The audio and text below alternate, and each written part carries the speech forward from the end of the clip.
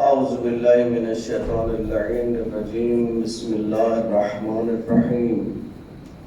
الحمد لله رب العالمين بارئ الخلائق أجمعين، ثم الصلاة والسلام على سيدنا ونبينا ومولانا أبي القاسم محمد وعلى آل بيته الطيبين الطاهرين المعصومين المنتجبين المنتخبين. أما بعد، فقد قال الحكيم في محكم كتابه وقوله الحق وهو أصدق القائلين. بسم الله الرحمن الرحيم. يا أيها الذين آمنوا كتب عليكم الصيام كما كتب على الذين من قبلكم لعلكم تتقون. محترم و معزز سامعین، قرآن کریم کی اس آیت کا آغاز جس میں روزے کا حکم ہے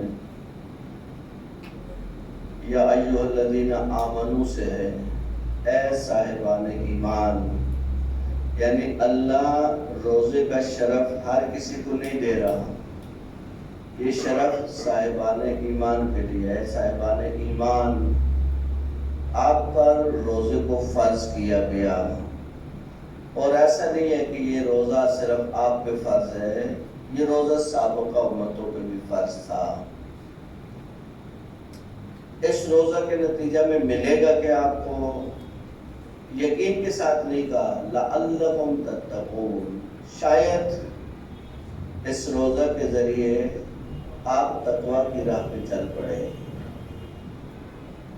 روزہ مددگار ہے، راہگشا ہے، ہیلپ فل ہے آپ کے لیے حصول تقوی کے لیے۔ تقوی کیوں ضروری ہے؟ ہر انسان، ہر مومن جنت کا خواہش مند ہے، ہر کوئی جنت میں جانا چاہتا ہے، کوئی بھی ایسا نہیں ہے کہ جس کو جنت میں جانے کی خواہش نہ ہو، لیکن جنت میری اور آپ کی خواہشوں کا نام تو نہیں ہے۔ قرآن سے پوچھئے، قرآن سے سوال کیجئے کہ جنت کس کے لیے ہے؟ جنت کو آمادہ ہے، جنت قرآن کی جو تعبیرات ہیں اس کا مطلب ہے کہ جنت بالکل آمادہ ہے۔ اُزْلِفَتِ الْجَنَّةُ لِلْمُتَّقِينَ، جنت کو آراستہ کر دیا گیا ہے، جنت کو آمادہ کر دیا گیا ہے، جنت کو سجا دیا گیا ہے۔ کس کے لیے؟ للمتقین، وہ لوگ جو صاحبان تقوی ہیں۔ دیکھیں، تقوی اور کسی کو سمجھ آئے یا نہ آئے، وہ لوگ جو امیر المومنین علی ابن ابی طالب علیہ السلام کو مانتے ہیں، امام المتقین کو مانتے ہیں، یعنی متقیوں کے امام، یعنی تقوی کا بنیادی رب ہم آل بیت علیہ السلام کے چاہنے والوں سے ہے، کیونکہ امام کا جو لقب ہے امام المتقین، امیر المؤمنین، مومنوں کے امیر۔ اس آیت کا آغاز ایمان سے ہوا، صاحبان ایمان سے اللہ نے خطاب کیا۔ تو دیکھیے قرآن میں جا کر کہ ایمان کس چیز کا نام ہے۔ ایمان لقلقہ لسانی ہے، زبانی دعووں کا نام ہے، کسی کے گھر میں پیدا ہو جانے کا نام ہے کہ ہم شیعوں کے گھر میں پیدا ہو گئے تو ہم مومن بھی ہیں، نہ، معیار قرآن ہے، معیار آل بیت علیہ السلام کی تعلیمات ہے۔ ایک لفظ عربی میں استعمال ہوتا ہے قد، قاف دو نقطہ اور دال، قد۔ اگر یہ استعمال ہو فعل ماضی کے ساتھ تو یقین کے معنی میں استعمال ہوتا ہے، تحقیق، یقیناً، یقیناً۔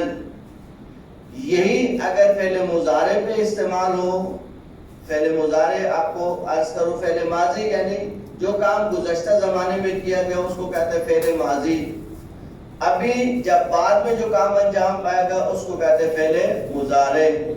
ضربا اس نے مارا. کب مارا؟ گزشتہ زمانے میں مارا. یضربو مارتا ہے، ابھی مارتا ہے یا بعد میں مارے گا. لیکن اگر اس کے اوپر لفظ قد کا استعمال ہو جائے، قد یضربو، تو کبھی کبھی مارتا ہے. اب وہ فعل ماضی پہ یقین کے لیے استعمال ہو رہا تھا اور فعل مضارع پہ تقلیل کے لیے، کبھی کبھی کے لیے استعمال. عربی کے اندر یہ چیزیں موجود ہیں. اب قرآن کی اس آیت پہ توجہ فرمائیں. ثواب دے جال بیت کی ذات پر.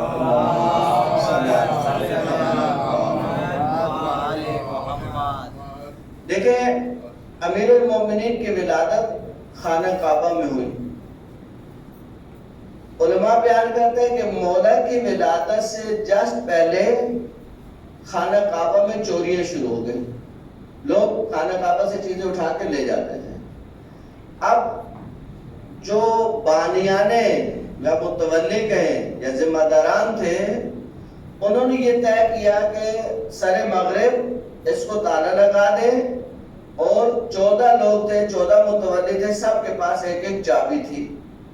اور کسی کی ڈیوٹی ہوتی تھی کہ وہ صبح جا کے کھولے گا، تو کسی کی ڈیوٹی ہوتی کہ رات کو جا کے بند کرے گا. ایک سرکل چلتا تھا. اب حضرت فاطمہ بنت اسد امیر المومنین کی والدہ جب آئی ہیں خانہ کعبہ کے پاس، تو میرا سوال یہ ہے کہ ان متولیان کعبہ میں ایک حضرت ابو طالب بھی ہے. تو حضرت فاطمہ بنت اسد کے لیے کوئی مشکل نہیں تھا کہ اگر خانہ کعبہ کے اندر ہی جانا تھا تو چابی گھر سے لاتی اور اندر چلی جاتے ہیں، لیکن چابی نہیں لائی. اب وہ واقعات ہے کہ کیسے دیوار شک ہوئی، پھر وہ معجزہ کیسے ہوتا، پھر ان کی عظمت کیسے سمجھ آتی. اگر وہ عادی راستے سے جاتے تو پھر وہ عظمت سامنے نہیں آتی تھی. الغرض امیر المومنین کی ولادت ہوئی، اور جب حضرت فاطمہ بنت اسد امیر المومنین کو لے کر آئیں، علماء کے بیان کے مطابق، اور پیغمبر کے ہاتھوں پر امام نے اپنی آنکھیں کھولی، یعنی امامت نے سب سے پہلے جو دیدار کیا وہ نبوت کا دیدار تھا.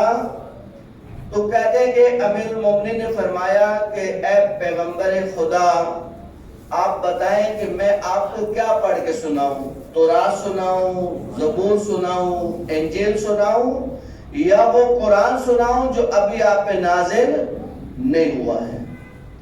کہا کہ امیر المومنین نے قرآن کی جن آیات کی تلاوت کی وہ سورہ مومنون ہے، مومنوں کے امیر ہیں. تو سب سے پہلے پیغمبر کے ہاتھ پر علماء کے بیان کے مطابق جن آیات کو پڑھا وہ سورہ مومنون ہے. روزے کے متعلق جو آیت ہے، یا ایھا الذین آمنو، اے صاحبان ایمان. اب قرآن سے پوچھے صاحبان ایمان کون ہیں، تاکہ ایک اجمالی فہرست، ایک اجمالی خاکہ، تفصیل میں تو نہیں جا سکتے، کہ کم از کم بنیادی وہ شرائط یا بنیادی وہ اوصاف، بنیادی وہ خوبیاں جو ایک مومن میں پائی جانی چاہیے، قرآن نے اس کا کیا نقشہ کھینچا ہے. بسم اللہ الرحمن الرحیم. قد افلح المؤمنون. یہ قد میں نے عرض کیا کہ جب فعل ماضی پہ استعمال ہو تو یقین کے معنی دیتا ہے، تحقیق کے معنی دیتا ہے. یہ بات تحقیق شدہ ہے، یہ بات یقینی ہے کہ فلاح، کامیابی، نجات ہر کسی کو نصیب نہیں ہوگی. کوئی بھی امید لگا کے بیٹھے تو اس کی امید سے نجات نہیں ملنے والی ہے. قرآن نے نجات کی جو یقین دہانی کرائی ہے، یقیناً یقیناً جن کی کامیابی کی قرآن نے گارنٹی دی ہے، گارنٹی دی ہے قرآن نے. قد افلح المؤمنون.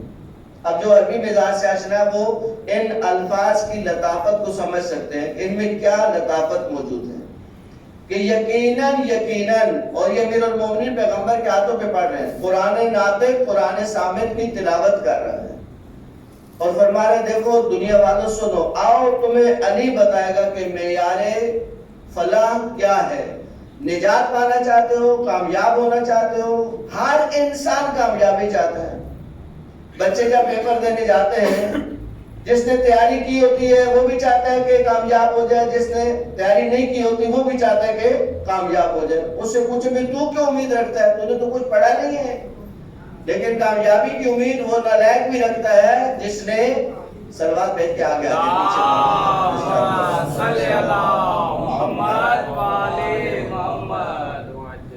جو دروازے کے پاس مومنین ہے ڈسٹرب ہو رہے لوگ، آپ آگے آتے ہیں، کوئی اگلی صفوں میں زیادہ ثواب ہے صلوات بھیجا رہے ہیں۔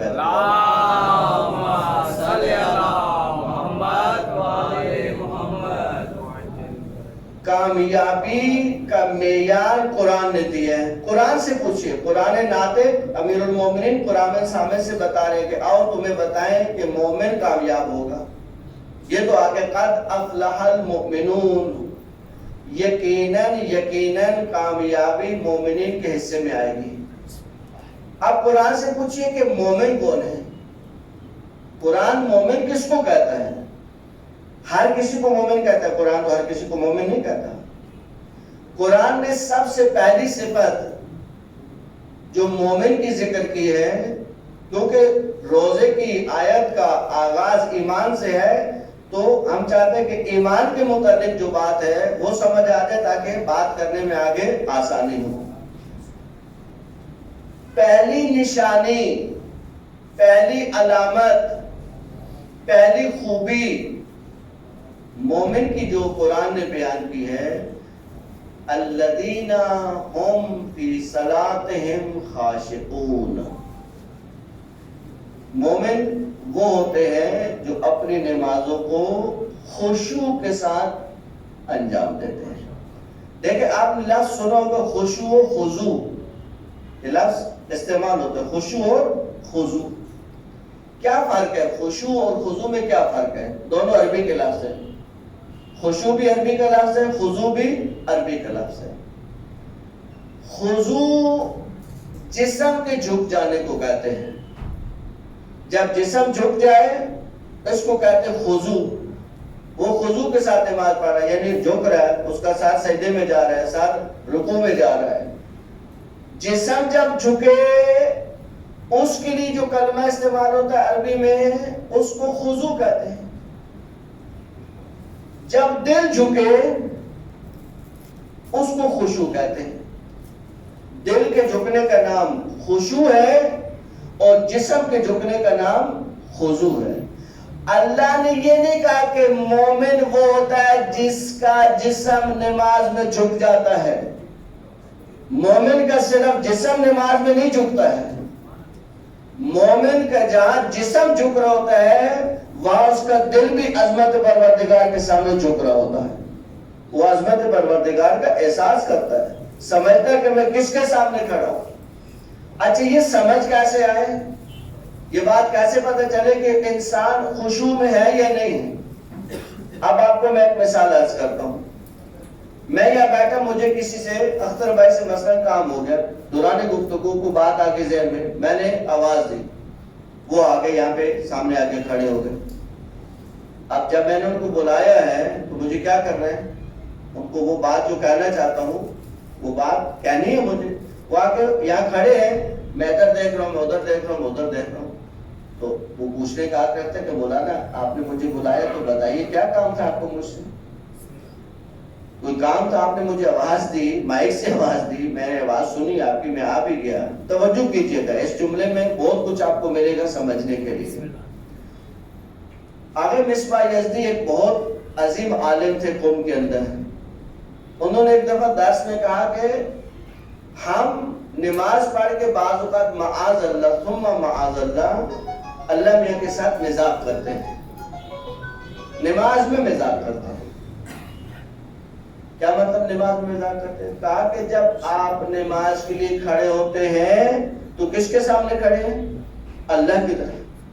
اب اگر دل اللہ کی طرف متوجہ نہیں ہے تو یہ وہی مثال بنے گی کہ میں نے بلا لیا لیکن آپ ان کی طرف متوجہ نہیں ہوں۔ ہم مصلی پہ کھڑے ہیں، جسم ہمارا مصلی پہ ہے لیکن دماغ اور دل پورے شہر کا چکر کاٹ رہا ہوتا ہے۔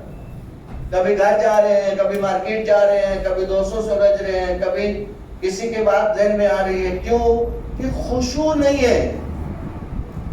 آپ سے قرآن نے خضوع کو طلب نہیں کیا. ہم سے قرآن خضوع طلب نہیں کر رہا کہ آپ اپنے خضوع تو خود بخود آ جاتا نماز میں. آپ نہیں چاہیں تب بھی خضوع آ جائے گا. آپ نہیں چاہیں سجدے میں جائیں گے تو خضوع تو ہو جائے گا. خضوع کی ہم نے کیا تعریف کی؟ جسم کے جھک جانے کا نام.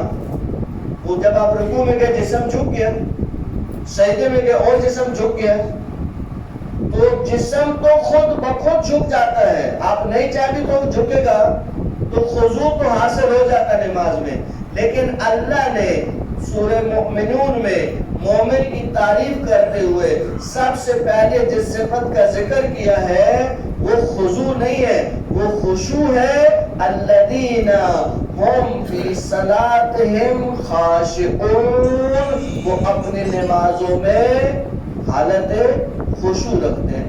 یعنی جہاں ان کا جسم جھک رہا ہوتا ہے وہاں ان کا دل بھی عظمت پروردگار کے سامنے سجدہ ریز ہوتا ہے. فقط پیشانی سجدہ ریز نہیں ہوتی، فقط پیشانی کا سجدہ نہیں ہوتا.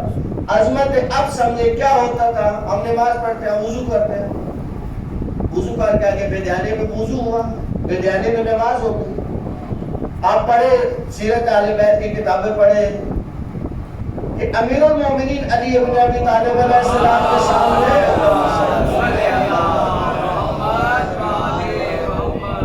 وضو کا پانی، ابھی نماز کا وقت نہیں ہے، ابھی صرف وضو کا پانی آیا.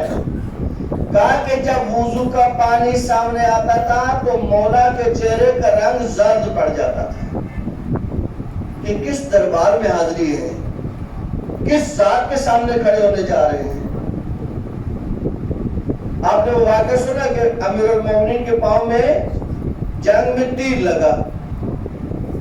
لوگ آئے اور پیغمبر کو آ کے خبر دی کہ امیر المومنین کے پاؤں میں تیر لگ چکا ہے. پیغمبر نے کہا انتظار کرو، وقت نماز ہو جائے، نماز کا وقت ہو جائے.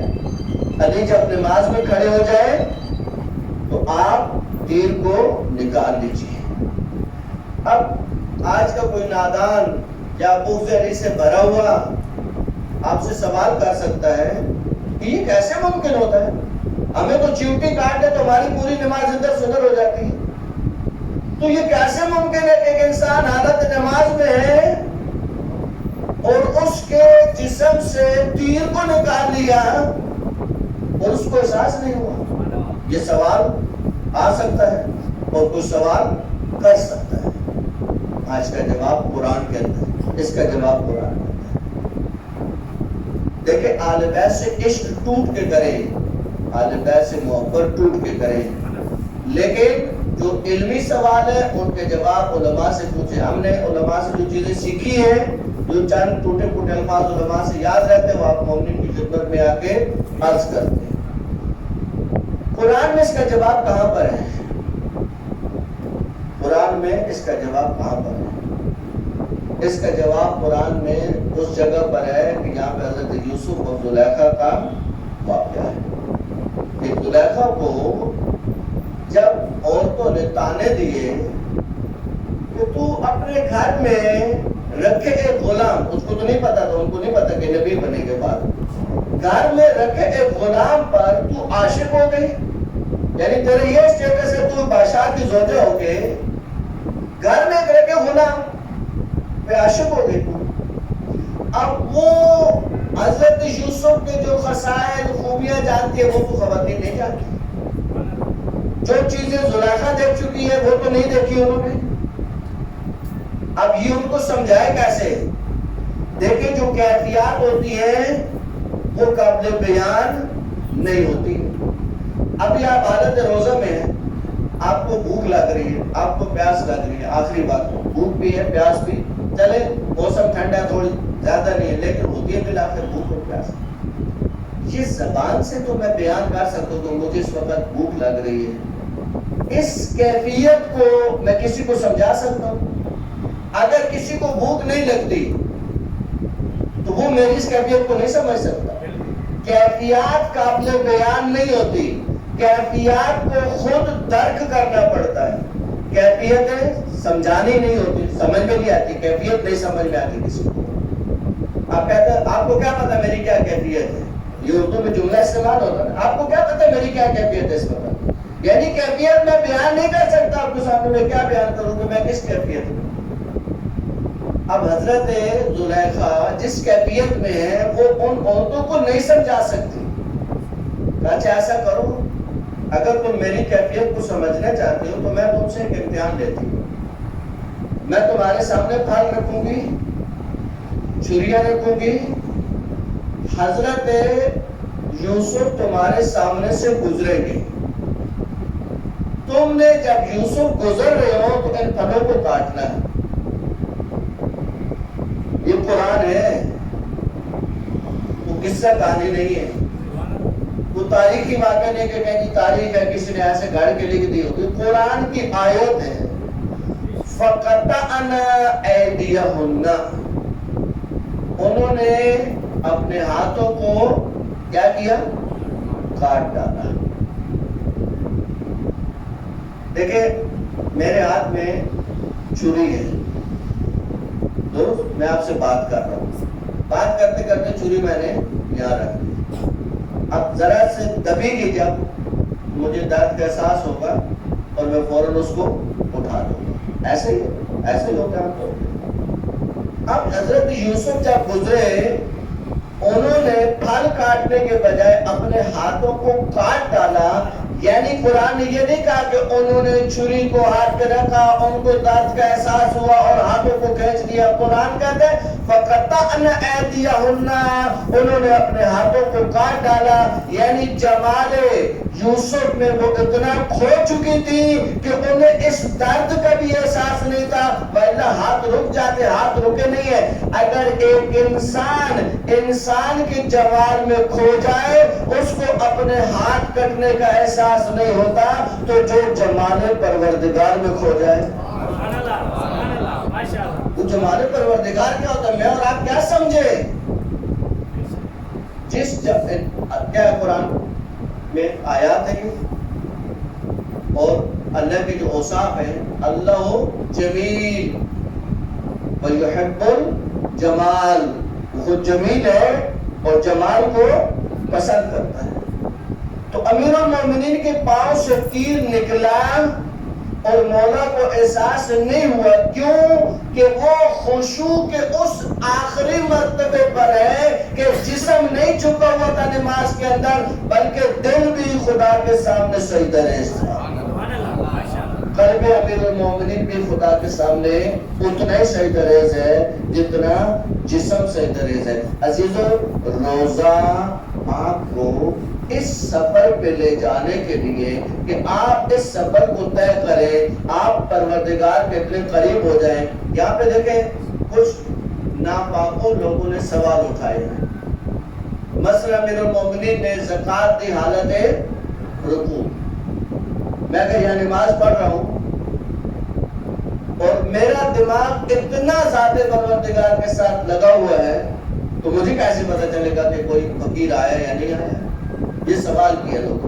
کیا آپ تو کہتے ہیں کہ یہ آیت، یہ تو مانتے ہیں، اس کا انکار نہیں کر سکتے کہ یہ جو آیت ہے یہ امیر المومنین علی ابن ابی طالب علیہ السلام کے بارے میں ہوتی ہے.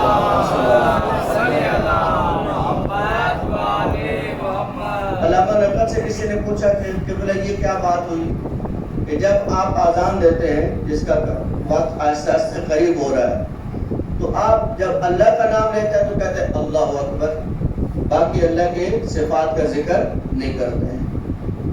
اور جب آپ پیغمبر کی گواہی دیتے ہیں تو کہتے ہیں اشہد ان محمد رسول اللہ، بس اس کو بھی زیادہ آگے نہیں لے کے جاتا. لیکن پیغمبر کے تو صاحب بہت ہیں، خاتم النبیین بھی ہیں، خاتم المرسلین بھی ہیں، طٰہٰ بھی ہیں، لیکن آپ یہ باتیں نہیں کرتے.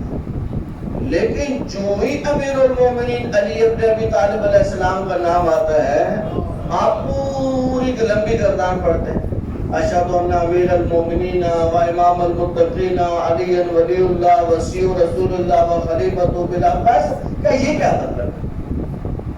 اللہ کا نام مختصر، رسول کا نام مختصر، لیکن جب علی کا ذکر آیا تو لمبا کیے جا رہے ہیں، لمبا کیے جا رہے ہیں، لمبا کیے جا رہے ہیں۔ تو عزیزو یہ جواب علامہ نقل ہی دے سکتے تھے، ہم جیسے نادانوں سے سوال ہوتا تو ہم سوال میں گم ہو جاتے۔ علامہ نقل نے کہا یہ تو سنت پروردگار ہے، ہم تو سنت پروردگار پہ عمل کرتے ہیں۔ اللہ نے جب اپنی ولایت کا تذکرہ کیا تو کہا انما ولیکم اللہ، اللہ تمہارا ولی ہے، ورسولہ اور اس کا رسول تمہارا ولی ہے، والذین یقیمون الصلاۃ ویؤتون الزکاۃ۔ اب یہ ساری کیا ہیں؟ امیر المومنین کے بارے میں بول رہا کیوں کہ یہ سنت پروردگار ہے کہ جب اس نے اپنا تذکرہ کیا تو فقط اتنا کہا کہ اللہ تمہارا ولی ہے، رسول تمہارا ولی ہے، اور وہ شخص جو نماز پڑھتا ہے، جو زکوٰۃ دیتا ہے حالت رکوع میں، کہ اللہ نے جب علی کا تذکرہ لمبا کیا تو ہم سنت پروردگار کا عمل کر تو اذان میں علی کا تذکرہ صلوات پر محمد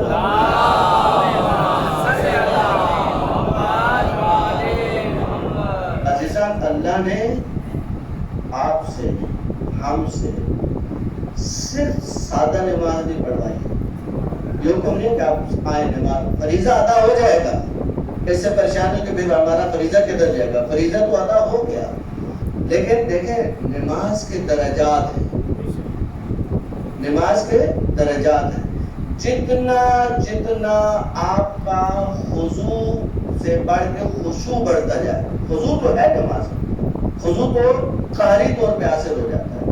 آیت اللہ باجہ سے کسی نے پوچھا کہ کیا کریں کہ نماز میں خیال ادھر ادھر نہ جائے، وہ تو نہیں سوال مومنین کرتے ہیں، مولانا کیا کریں کہ جب ہمیں جو خیال کہیں بھی نہیں آتا وہ سارا نماز میں آتا ہے۔ ایک بازاری تھا تاجر، تو وہ ہمیشہ جماعت کے ساتھ نماز پڑھتا تھا، ایک دفعہ ظہر کی نماز اس کی جماعت سے رہ گئی تو لوگوں نے دیکھا کہ وہ بہت زیادہ گریہ کر رہا ہے، لوگوں نے کہا کہ اللہ غفور الرحیم ہے، تو روزانہ مسجد میں جا کے جماعت کے ساتھ نماز پڑھتا ہے، آج اگر تیری نماز رہ گئی تو اللہ تجھے بخش دے گا، اس میں کوئی گناہ تو نہیں کیا۔ کہا مجھے وہ مسئلہ نہیں ہے کہ میرا جماعت ثواب جماعت رہ گیا، مسئلہ یہ ہے کہ میں جب نماز میں کھڑا ہوتا تھا تو وہ سارے قرضے جو میں نے لوگوں کو دیے وہ مجھے یاد آتے تھے۔